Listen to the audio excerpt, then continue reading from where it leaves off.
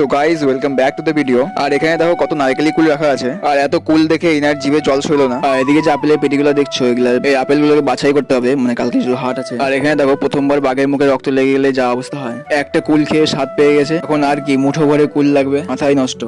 আর এদিকে দেখো আপেল বাছাই কাজ চলছে, আর এদিকে পায়েল সাহায্য করে দিচ্ছে।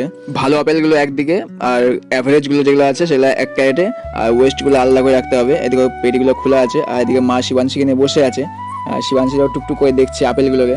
আর গাইস এই আপেলগুলোকে বাছাই করার মেন রিজন হচ্ছে এগুলা যেহেতু স্টোরের আপেল, তো পেটিগুলোর মধ্যে খুব একটা ভালো আপেল নেই, সেজন্য ভালোগুলোকে একদিকে আর মানে অ্যাভারেজ গুলোকে একদিকে করে রাখতে হবে।